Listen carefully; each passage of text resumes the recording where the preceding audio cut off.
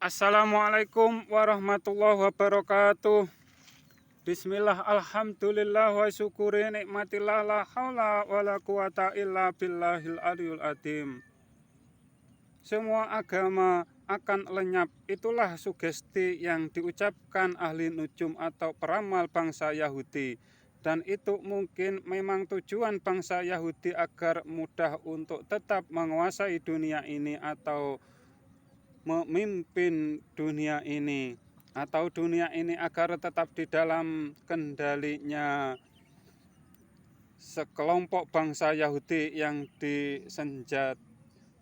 disematkan menjadi bangsa yang sombong.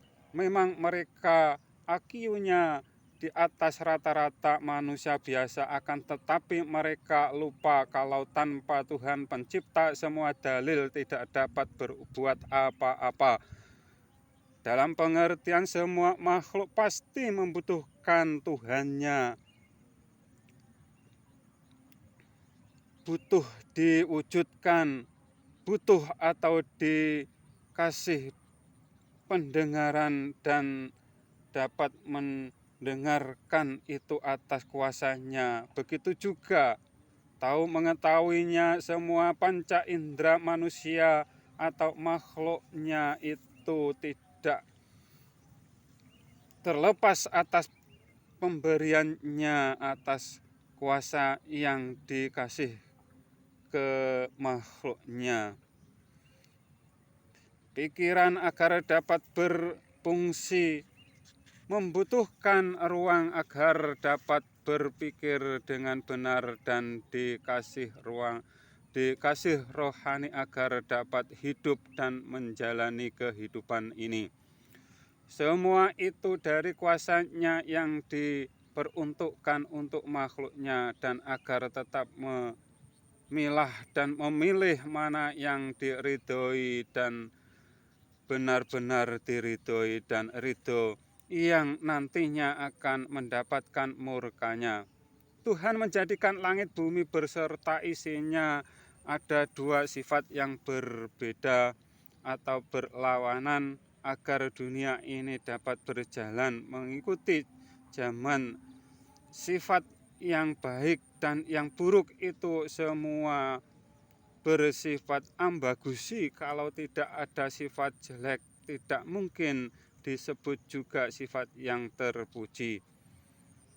Pada puncaknya, setiap makhluk pasti membutuhkan Tuhannya yang mempunyai sifat wenang yang mutlak hanya untuknya. Jangan jadi orang yang berakidah menyombongkan diri, beranggapan bahwa kalau tidak ada makhluk Tuhan tidak akan disebut Tuhan. Itu namanya kurang ajar, dan itu banyak kami jumpai di medsos yang berakidah seperti itu. Bahkan katanya dari guru atau gurunya atau guru mursyidnya. Baginda bersabda bahwa Islam atau yang diajarkan ke umatnya tidak lebih dari 1500 tahun, akan tetapi kami pribadi tidak sependapat. Mungkin itu sekedar bahasa kiasan agar umatnya benar-benar atau berhati-hati atau berpikir dengan jernih untuk menyikapi di masa-masa di akhir zaman di umatnya baginda Nabi Muhammad SAW. Banyak perpecahan sampai 73 golongan, dan yang selamat hanya satu golongan, dan yang tersesat juga satu golongan yang lari dari syafaatnya beliau. Siapakah mereka yang demikian? Digambarkan, luruskan barisanmu, dan di depan barisanmu jangan sampai ada yang kosong, dan ditempati seton atau iblis yang sifatnya menyesatkan anak cucu Adam, yang demikian dalam pengertian mereka yang tidak bersanad dalam keilmuan syariatnya maupun hakikat, atau yang disebut iman Islamnya, atau yang disebut bersanad ke seton atau iblis. Yang demikian dapat dilihat bagaimana golongan mereka atau kalian memahami zatnya Allah Subhanahu wa Ta'ala. Ingkar dengan seruan ayat Al-Quran apa tidak?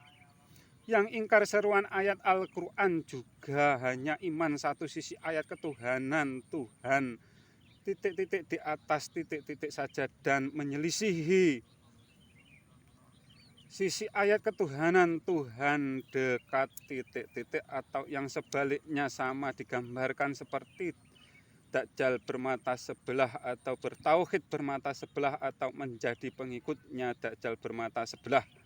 Juga dapat dipahami, biasanya mereka merasa ahli surga dan lupa atau melupakan atau buta dengan sifatnya Tuhan atau sifat wenangnya yang mutlak hanya untuknya, dan makhluk hanya bergantung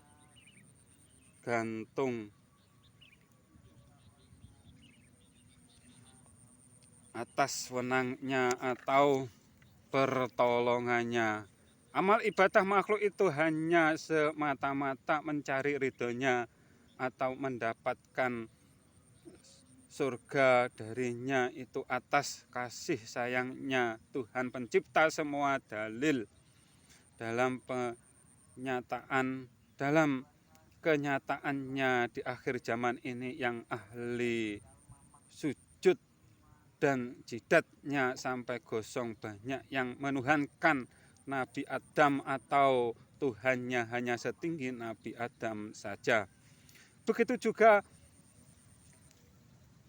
yang di dalam atau pengamal torekoh atau tarekat, banyak yang memperhalakan dirinya sendiri atau beranggapan bahwa rohnya sama dengan Tuhannya.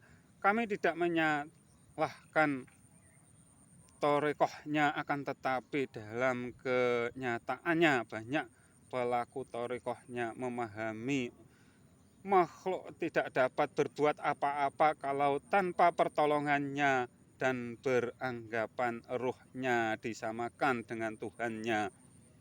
Memang ruh itu rahasia Tuhan yang seharusnya zatnya Tuhan itu dipahami dengan rohaninya, karena hakikatnya yang telah bersaksi dan berjanji kepadanya itu ruhnya manusia. Kalau di Jawa disebut limo pancer, dan di sana disebut Dewa Brahman. Keduanya gambaran ruh manusia yang ingin selalu sujud atau menghadap untuk menepati janji di saat bersaksi waktu di dalam kandungan ibunya, dan di kehidupan ini untuk melaksanakan janji dan sampai akhir hayatnya agar tetap iman Islam. Islam itu bukan hanya yang diajarkan baginda Nabi Muhammad SAW, karena semua nabi beragama Islam karena satu tauhid, satu Tuhan, satu tujuan, mencari ridhonya Tuhan pencipta semua dalil. Dan yang disebut Islam itu iman kepada Tuhan pencipta semua dalil, bukan sekedar pelaku syariat yang diajarkan Nabi saja, dan imannya menyelisihi ayat Al-Quran. Jangan samakan, jangan sekutukan Tuhan dengan makhluknya. Yang ingkar dengan seruan ayat Al-Quran mereka bukan tergolong umat yang iman Islam, karena yang disembah hanya berhala. Semua yang kami katakan ini akan terang benderang setelah merah putih sampai menuju ke barat dan dikawal dengan warna hijau, karena semua manusia dibekali agama Islam di dalam simbol hijaunya atau yang disebut hijau itu ruhmu, atau ruhmu itu hakikatnya yang disebut jati diri manusia. Secara pribadi kami meyakini Islam akan bangkit dari keterpurukannya dan akan benar-benar menjadi Islam yang rahmatan lil alamin, bukan Islam yang memperhalakan dirinya sendiri atau memperhalakan rohnya, entah ruh siapa saja. Dan saat ini politik dunia berpondasi seperti yang berakidah menuhankan dirinya sendiri dan untuk menguasai dunia saat ini. Bila ada salah kata mohon maaf. Wassalam.